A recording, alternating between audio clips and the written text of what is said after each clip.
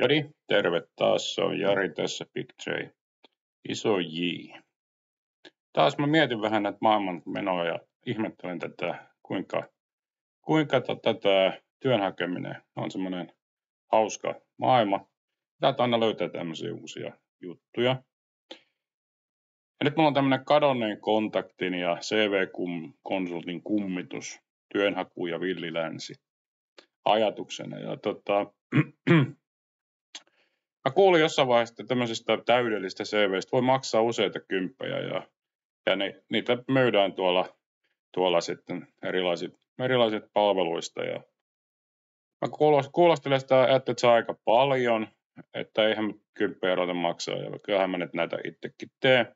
Ja tilastot näyttää kuitenkin sitä, että työnhaku on aikamoista kilpailua. Kenttä on kova ja tehdään bisnestä. Ja tilastot näyttää sitä, että ansioluettelo ja saatekirja business on paisemassa semmoista $1 bisnekseksi ja 2033 siellä saattaa joku tienata jonkin verran rahaa. Mulla lähinnä tämä menee hikoilemiseksi tämä homma.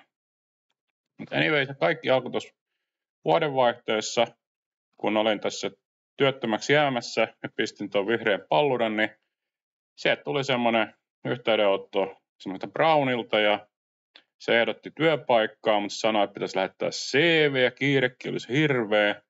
Mä laitoin sen mun hienon graafisen CVn, jota oli hierottu joskus Sarasella kuntoon ja sen jälkeen olin sitten päivitellyt ja pitänyt ajan tasalla. Mutta eihän se kelvannut se sinne ollenkaan. Sehän pitäisi olla ATS yhteensopiva ja ei-grafiikka ja on liian koristeellinen ja ei semmoinen heti pitäisi saada. Ja sitten sanoi, että hei, että ei se onnistu, että nyt täytyy käyttää tämmöistä palvelua ja otetaan tämmöinen Ellu tähän hommaan. Hän tekee CVlle ihmeitä ja saatekirjelmillekin ja aloittaisi hänen kanssaan yhteyttä ja minäpä otin yhteyttä.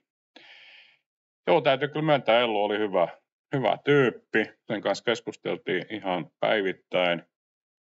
Ja se teki päivässä sen CV-päivityksen ja lähetti mulle version. Ja se oli ATS yhteensopiva. Se oli selkeä, siinä oli rakennetta. Sisältöä nyt oli vähän pehmeä mun mielestä, mutta jos se nyt kerran kelpaa sille Brownille, niin kyllä kai se mullekin sitten kelpaa. Mutta sitten kun se saatiin mennä sinne Brownille, niin sitten tuli se seuraava vaihe, että pitäisi lähettää nyt se saatekirje ja hakukirje kirjoittaa ja sitten pitäisi tehdä LinkedIn-profiilista parempaa, siitäkin vähän maksaa ja sitten tuli semmoinen maaginen QR-koodi ja sen kautta sitten rekrytoijat näkee hienosti digitaalisen rikastetun version CVstä ja toi kuulosti hienolta ja näyttikin varmaan hienolta, kun se lähetettiin mulle. Katoin sitä silloin.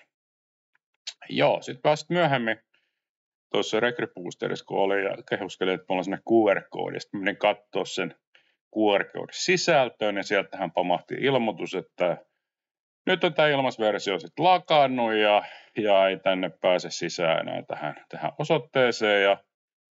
Ja kun mä rupesin sitä ihmettelemään ja katsomaan semmoista Fiverr-palvelussa, että tämä Ellu oli ollut, niin se oli kadonnut se Ellu, sieltä ei ole enää siinä profiilia olemassa. Ja se Brownhan katosi linkkarista jo hyvin nopeasti, eihän sitä siellä sitten näkynyt. Ja mä jäin sitten näiden uusien hienojen monikanavaisten hakupakettien kanssa siinä ihmettelemään ja katsomaan, kun pankkitililtä oli kadonnut se muutamat kympit rahaa. No, olipahan se hieno kokemus, mutta asia kirkastui, että tässä digimaailmassa, nykymaailmassa, niin kaikenlaisia tarjouksia tulee näköjään. Nykyään mä kirjoitan ne sitten CVt ja saatekirjat yhdessä tekoälyn kanssa. Ei ole mitään QR-koodeja tarve tehdä, paitsi yksi mun linkkarista löytyy, jonka CV:hän on linkki.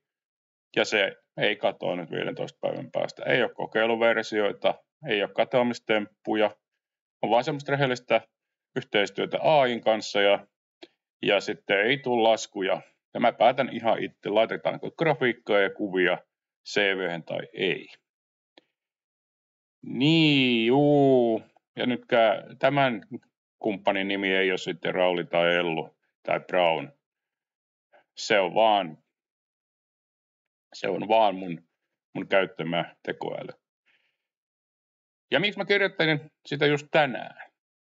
On se, että tänäänkin joku Brown otti muhun yhteyttä ja sanoi, että vois kuule panna sun kuvat ja kansiot kuntoon. Ja nyt erotus on se, että aiemmin se oli mies, kun otti yhteyttä, niin nyt on nainen.